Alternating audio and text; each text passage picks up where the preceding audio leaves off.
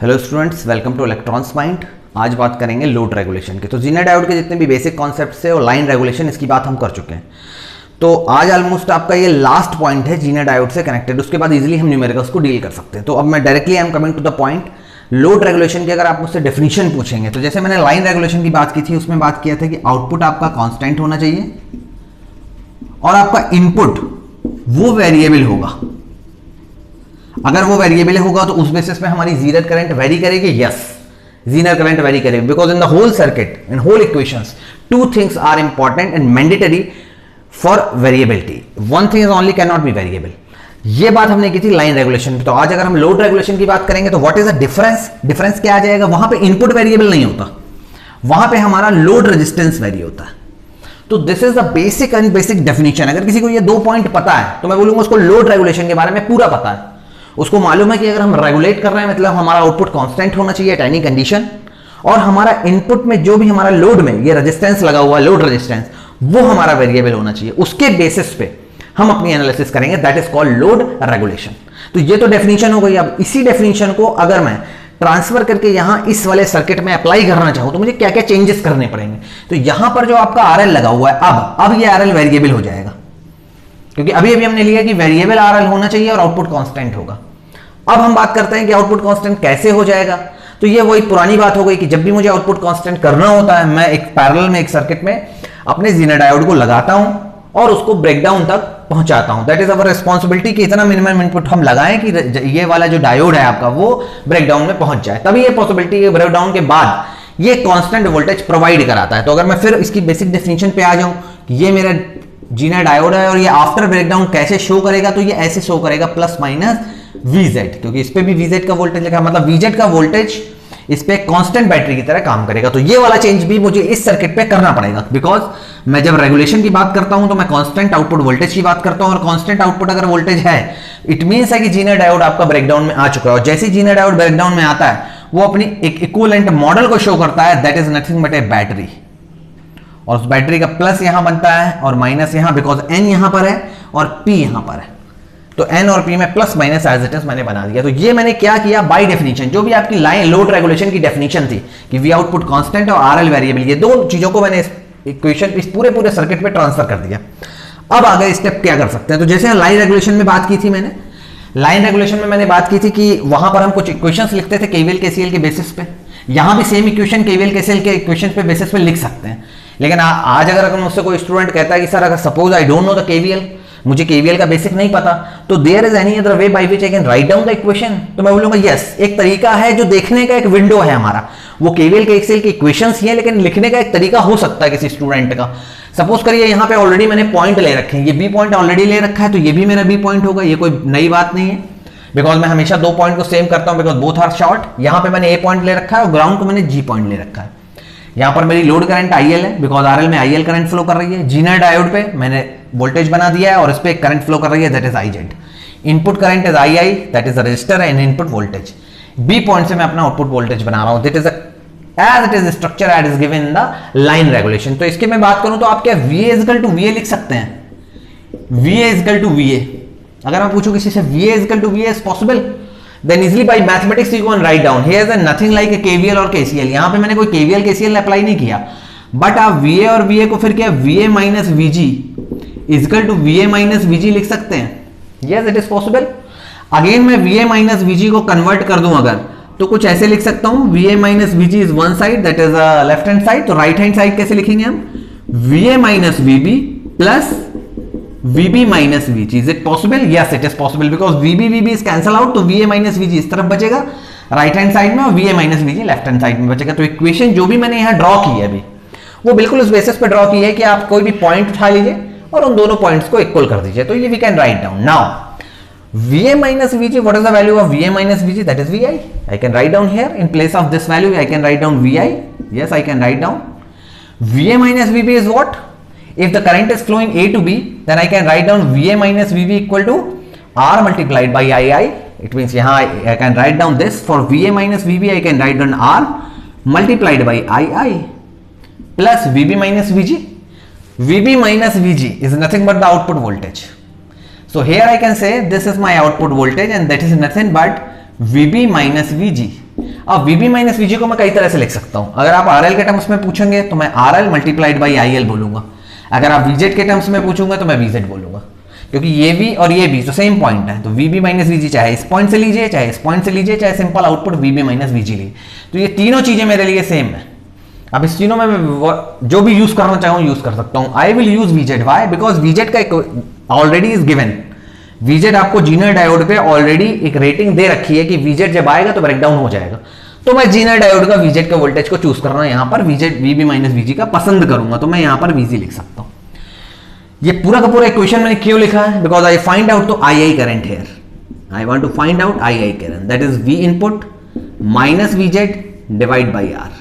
तो ये मैं बोलूंगा this is my first equation, जो आप एक्चुअली ये KVL की ही इक्वेशन है, लेकिन मैंने अनदर विंडो से इसको लिखने की कोशिश की है। If you are not aware about the KVL equation before. चलिए ये बातें तो II की हो गई। अब बात कर लेता हूं मैं जीनर डायोड की। यहां पर जीनर डायोड पे जो भी करंट जा रही है दैट इज IZ। तो क्या IZ को input current minus load current लिख सकता हूं? Yes it is possible. अब जरा मैं लोड करंट की बात करता हूं। अभी भी मैंने कहा था कि output voltage is also RL multiplied by IL।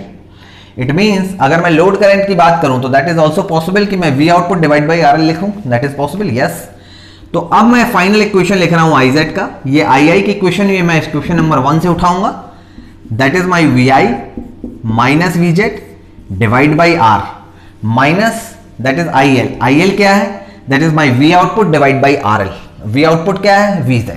तो यहां पे आप लिख सकते हो that is VZ divide by RL।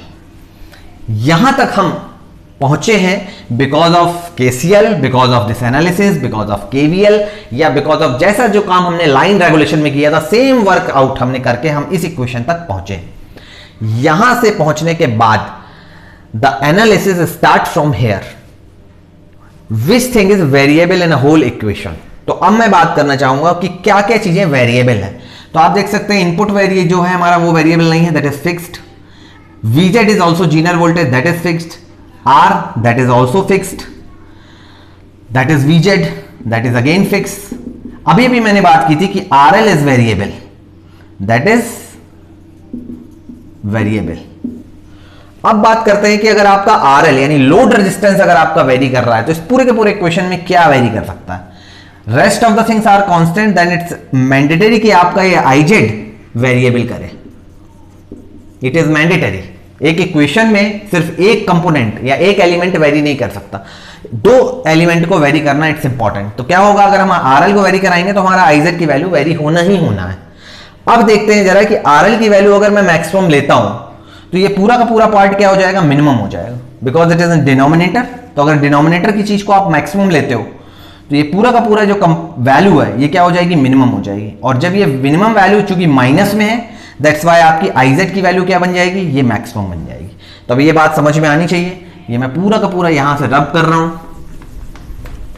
अब मैं पूरा का पूरा कॉन्सेंट्रेट कर रहा हूं सिर्फ इक्वेशन पे कि अगर आपकी Z की RL की वैल्यू इज अ वेरिएबल। अब RL मेरा वेरिएबल है तो वेरिएबल एक रेंज में वेरी करेगा, ये मैक्सिमम से मिनिमम तक जा सकता है। यस, इसकी एक रेंज होगी, वो रेंज भी आज हम फाइंड आउट करेंगे। लेकिन RL की वैल्यू क्या हुई? मैंने वेरिएबल ले ली। तो RL को अगर वेरिएबल लेना है तो मैं मैक्सिमम वैल्यू चूज कर सकता हूं RL की। लीजिए मैक्सिमम वैल्यू मैंने लिख दी है। तो RL अगर मैक्सिमम है तो ये होल कंपोनेंट की वैल्यू क्या होने वाली है? मिनिमम होने वाली। व्हाई? बिकॉज ये डिनोमिनेटर में है, दैट्स व्हाई पूरे का कंपोनेंट को मिनिमाइज कर देगा। ये मिनिमम वैल्यू होगी, ये माइनस हो रही है, that's why at that particular point IZ की जो भी वैल्यू होगी वो मैक्सिमम फ्लो करेगी। अब इस स्टेटमेंट में दोनों जगह मैंने मैक्सिमम लिख दिया है। जिस स्टूडेंट के ये इमीडिएटली समझ में आ जाता है कि सर अगर ये वैल्यू मैक्सिमम होगी तो ये भी मैक्सिमम होगी, वेरी गुड। लेकिन जिस स्टूडेंट को अभी डाउट है उसके लिए मैं ये बोलूंगा कि आप यहां से समझने की कोशिश करिए। अगर इस वैल्यू को मैं बढ़ाता जाऊंगा इस रजिस्टर को, तो क्या होगा? जब ये रजिस्टर की वैल्यू बढ़ेगी तो आपके यहां पर फ्लो करने वाली करंट क्या होगी? कम होती जाएगी। व्हाई? बिकॉज आउटपुट वोल्टेज तो फिक्स है आपका। तो जब ये करंट फ्लो कम होती जाएगी तो क्या होगा? ये वाली करंट II तो फिक्स है और ये वैल्यू कम हो रही है। जब ये वैल्यू कम हो रही है तो ये वैल्यू क्या होगी? अपने आप बढ़ेगी। सपोज करिए ये 10 एम्पियर की मिली एम्पियर की करंट है, यहां पर 5 और 5 जा रहा है। लेकिन अब सपोज करिए ये कम हो गया 5 से, ये 1 मिली एम्पियर हो गया, तो rest of the 9 milliampere कहां जाएगा? IZ में। इट मींस अगर आप RL को मैक्सिमम चूज करते हो तो आपको IZ क्या मिलेगा, वो भी मैक्सिमम मिलेगा। बस यही एक कॉन्सेप्ट अगर समझ में आता है तो फिर आपको पूरे रेंज का कॉन्सेप्ट समझ में आता है। मिनिमम की भी बात कर लेते हैं। अगर यहां बात करूंगा, सेम इक्वेशन सेम मैथमेटिक्स, कोई डिफरेंस नहीं। अगर RL की वैल्यू आपने मिनिमम चूज की है तो क्या होने वाली है, ये वैल्यू मिनिमम होने वाली है। तो ये दो इक्वेशन है जिसमें आप इजीली मिनिमम और मैक्सिमम वैल्यू लिख सकते हैं। इट मींस कि अगर मैं एक बात करूंगा कि R की वैल्यू, RL की वैल्यू मुझे लेनी है RL मिनिमम से RL मैक्सिमम तक, ये आपको क्वेश्चन में ऑलरेडी गिवन है। तो क्या इस बेसिस पे क्या आप IZ की मिनिमम वैल्यू और IZ की मैक्सिमम वैल्यू निकाल सकते हैं? यस, क्वेश्चन में बहुत जगह आपको RL की मिनिमम और मैक्सिमम वैल्यू गिवन होगी, उस बेसिस पे क्या आप IZ मिनिमम और IZ की मैक्सिमम वैल्यू निकाल सकते हैं। सेम इक्वेशन में आपको रखना है और you can find out the solution. अगर आपको IZ की वैल्यू गिवन है, आपको RL की निकालना है, आप वो भी फाइंड आउट कर सकते हो। तो ये जनरलाइज कॉन्सेप्ट जो मैंने बताया on the basis of only KVL, KCL and the basic equation of the basic definition of the load regulation. अब इसके बाद यहां पे almost the chapter is close, but एक बात अभी भी समझ में आती है कि ये रेंज डिसाइड कैसे होती है और रेंज की लिमिट क्या होती है। क्या कोई भी वैल्यू मिनिमम या मैक्सिमम हो सकती है? उसके बारे में बात करने के लिए मुझे कुछ कंडीशंस अप्लाई करनी पड़ेगी। जैसे सपोज करूं मैं आपसे पूछूं क्या RL की वैल्यू 0 होगी, अगर जो मिनिमम वैल्यू, क्योंकि रेजिस्टेंस नेगेटिव तो नहीं हो सकता, तो रेजिस्टेंस की मिनिमम वैल्यू क्या होगी, क्या RL इक्वल टू 0 होगा? And if it is possible तो एट दिस कंडीशन जो भी आपकी IZ होगी मिनिमम वैल्यू वो 0 होगी। अगर मैं ये वाला क्वेश्चन आपके सामने पुट करूं कि this equal to 0, it means I minimum equal to 0। अगर किसी स्टूडेंट को लगता है it is possible, say this is completely wrong, this is completely wrong. अब क्यों ये बात कह रहा हूं मैं, उसकी एनालिसिस कर लेते हैं। अगर आपने सपोज करिए RL इक्वल टू 0 ले लिया, तो देखिए यहां पर क्या होने वाला है।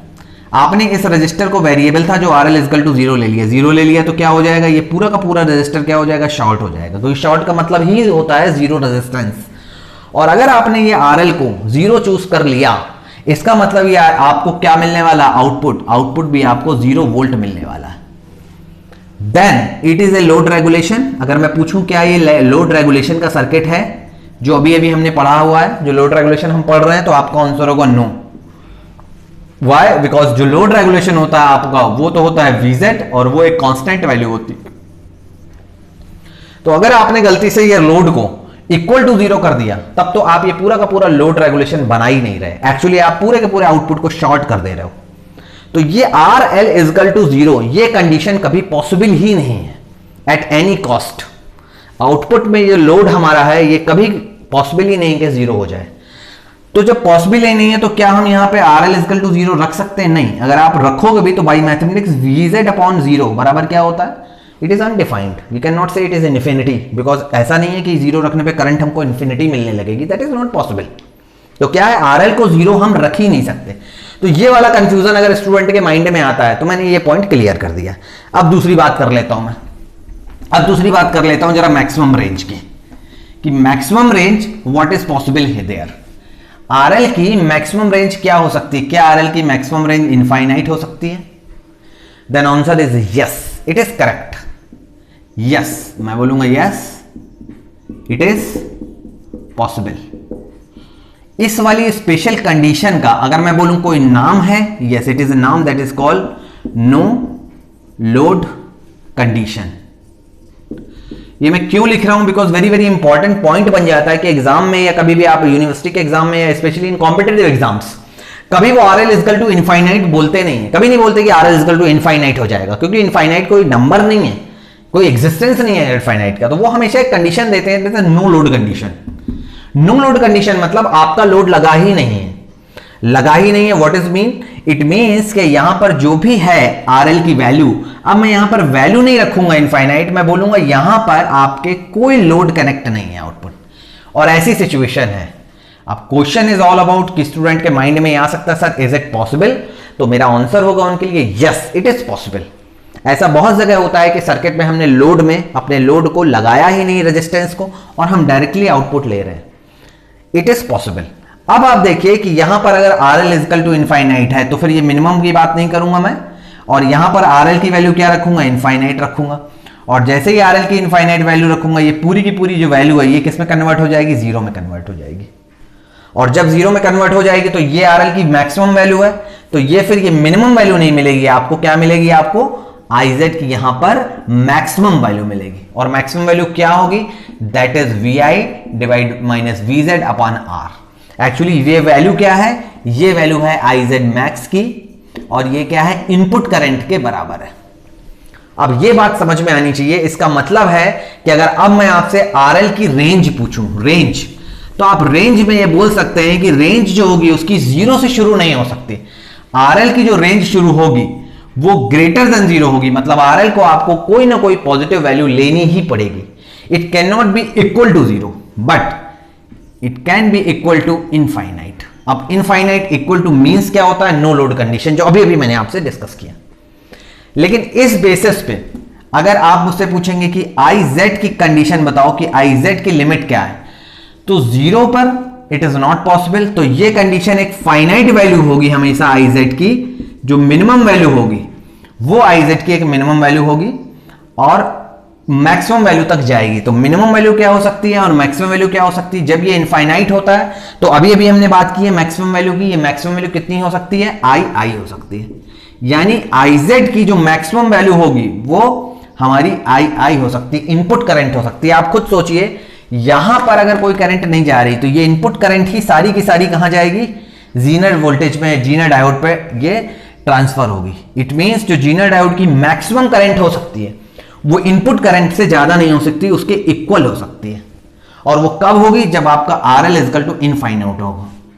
इट मींस ये नो लोड कंडीशन में ये कंडीशन अकर करेगी, यानी ये जो मैक्सिमम वैल्यू मैंने लिखी है ये वैल्यू कब आपकी अकर करेगी, दैट इज मैं लिख देता हूं, this is no load condition. No load condition में ही आपको ये चीज मिलने वाली है। अब हो सकता है जो IZ की मिनिमम वैल्यू वो भी अगर हमें फाइंड आउट करनी है तो हम ये बोल सकते हैं कि एक पर्टिकुलर वैल्यू पे मुझे IZ की मिनिमम वैल्यू मिल सकती है, और वो क्या होगी, वो मेरी जीरो भी हो सकती है। तो फिर मैं यहां पर इक्वल टू का साइन लगाऊंगा। इज इट पॉसिबल, तो उसको चेक करने के लिए मुझे इस इक्वेशन पे जीरो वैल्यू पुट करनी पड़ेगी। तो मैं इसको रब कर रहा हूं और मैं जीरो वैल्यू पुट कर रहा हूं कि इज इट पॉसिबल। तो मुझे समझ में आया कि IZ को अगर मैं जीरो रख दूं तो ये मेरी वैल्यू एज इट इज है, that is II, that is input current, minus VZ as it is है, और दैट इज RL। किस RL पे मुझे ये जीरो मिलेगी, तो वो मैं फाइंड आउट कर सकता हूं यहां से कि ये RL is equal to what, VZ upon I। What is mean, इसका क्या मतलब है, इसका ये मतलब है, अब आप देखिए IZ, अगर यहां पर जाने वाली करंट ये ही जीरो हो जाएगी, इट मीन सारी की सारी जो इनपुट करंट है आपकी कहां जा रही है, वो लोड पे जा रही है। जब लोड पे जा रही है तो यहां डेफिनेटली एक लोड लगा होगा, और उस RL की वैल्यू अगर आपको निकालनी है तो आप आउटपुट वोल्टेज जो VZ है डिवाइड बाई इनपुट करंट कर दीजिए, तो ये वाला लोड की वैल्यू निकल आएगी। तो ये कब निकली, when IZ equal to zero. तो अभी अभी मैंने बताया आपको कंडीशन कि RL की वैल्यू जीरो नहीं हो सकती because of output voltage zero short नहीं हो सकता, बट जीनर करंट जो है वो मिनिमम अपनी वैल्यू शो कर सकती है, that is minimum value of Zener current is zero. Is possible, yes it is possible. और उस पर्टिकुलर केस में अगर आप मुझसे RL की वैल्यू पूछेंगे, that will be VZ divide by input current. तो ये बेसिक कंडीशंस भी एक स्टूडेंट को पता होनी चाहिए। एक पॉइंट और मैं बताना चाहूंगा इस पे, अगर स्टूडेंट बोलेगा कि सर IZ की वैल्यू जीरो कब होती है, तो मैं उसको ग्राफ पे ले जाऊंगा, मैं कोशिश करूंगा कि उसको ग्राफ पे ले जाऊं। और ये आपका ये जो I और V का जो जीनर डायोड का ग्राफ होता है, इस पे आप देखोगे तो ये करंट हमारी ऐसे आती है और ये ब्रेक डाउन हो जाता है। Hope you remember the things already have discuss in my videos. तो यहां पर हम बोलते हैं कि ये VZ होगा तो ये ब्रेक डाउन आ जाएगा। तो इस ब्रेक डाउन पे आप देख रहे हैं कि कुछ करंट यहां पर मिल रही है मैं IZ। अगर मैं बोलूं ये ब्रेक डाउन ऐसे ही आ गया और ये पूरा का पूरा आइडियल केस है, यहां ये पूरा का पूरा एक आइडियल केस है, मतलब ये जीरो करंट है IZ की। IZ क्या है यहां पर, मिनिमम जीरो है, तो जीरो करंट पे ही ब्रेकडाउन आ गया है। तो अगर बात करूंगा कि ये जीरो इक्वल टू IZ या IZ की मिनिमम वैल्यू जीरो कब होती है, तो मैं ये लिख सकता हूं कि ये कंप्लीटली एक आइडियल केस है। प्रैक्टिकली ऐसा कभी नहीं हो सकता, क्योंकि कुछ ना कुछ तो करंट इसमें डेफिनेटली फ्लो करेगी, उसके बेसिस पे ही ब्रेकडाउन होगा। We all know this thing. तो आज मैंने जो लोड रेगुलेशन की बात की है, इसका इजीली यूज करके, इन इक्वेशंस का यूज करके आप कोई भी क्वेश्चन को अटेम्प्ट कर सकते हो। It may be the competitive exam question, may be the university exam. तो यूनिवर्सिटी अगर आप प्रिपेयर कर रहे हैं तो मेरे जो 4 वीडियोस अभी आए हैं जीनर डायोड से कनेक्टेड, दैट इज सफिशिएंट। अगर आप कॉम्पिटिटिव एग्जाम कर रहे हैं तो आप इसके बेसिस पे क्वेश्चन को अटेम्प्ट कर सकते हो। तो अब यहां पर almost theoretical part has been completed. regarding Zener diode circuits. Further, we will meet with the new videos with the new topic. Thank you.